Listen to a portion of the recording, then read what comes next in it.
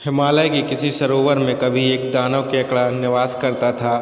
हाथी उसका सबसे प्रिय आहार था। जब भी हाथी के झुंड उस सरोवर में पानी पीने अथवा जल क्रीड़ा के लिए आते तो उनमें से एक को वह अपना आहार अवश्य बनाता। चूँकि हाथी समूह के लिए उस वन में जल का कोई अन्य स्रोत नहीं था, अतः गजराज ने अपनी गर्भिणी हथनी को दूर किसी प्रदेश में भेज दिया कि कहीं गलती से हथनी उस दानव केकड़े का ग्रास न बन जाए। कुछ ही महीनों के बाद हथनी ने एक सुंदर और बलिष्ठ हाथी को जन्म दिया। जब वह बड़ा हुआ तो उसने अपने पिता का ठिकाना पूछा और यह भी जानना चाहा कि आखिर उसे इतने दिनों तक पिता का वियोग क्यों मिला था। जब उसने सारी बातें जान ली तो वह माता की आज्ञा लेकर अपने पिता से मिलने हिमालय के उसी वन में आ पहुंचा। फिर उसने पिता को प्रणाम कर अपना परिचय देते हुए उस दानव केकड़े को मारने की इच्छा व्यक्त की और इस महान कार्य के लिए पिता की आज्ञा और आशीर्वचन मांगे।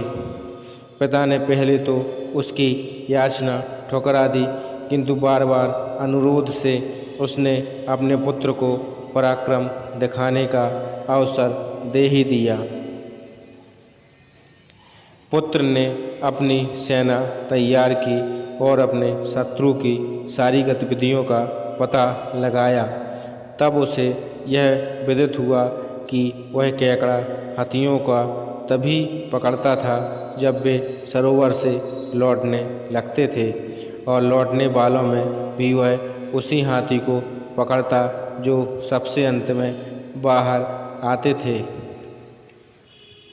सूचनाओं के अनुकूल उसने अपनी योजना बनाई और अपने साथियों के साथ सरोवर में पानी पीने के लिए प्रवेश किया।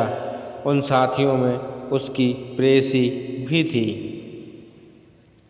जब सारे हाथी सरोवर से बाहर निकलने लगे तो वह जानबूझकर सबसे पीछे रह गया।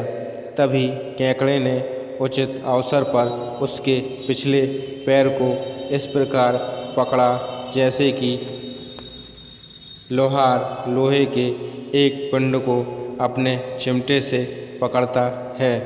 हाथी ने जब अपना पैर खींचना चाहा तो वह टस से मस भी न हो सका। घबराकर हाथी ने चिंघाड़ना शुरू किया, जिसे सुनकर हाथियों में भगदड़ मच गई। वे उसकी मदद को न आकर इधर उधर भाग खड़े हुए। हाथी ने अपनी प्रेयसी को पुकारा और उससे सहायता मांगी।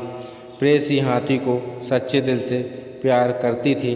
तत्काल अपने प्रेमी को छुड़ाने के लिए उसके पास आई और केकड़े से कहा, तू है एक बहादुर केकड़ा, नहीं है तेरे जैसा कोई दूसरा।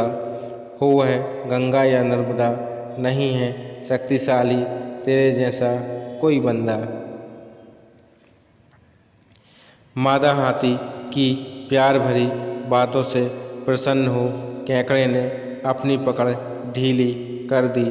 तभी हाथी ने प्रसन्नता भरी चिंघाड़ लगाई, जिसे सुनकर सारे हाथी इकट्ठे होकर उस केकड़े को ढकेलते हुए तट पर ले आए और पैरों से कुचल कुचल कर उसकी चटनी बना दी।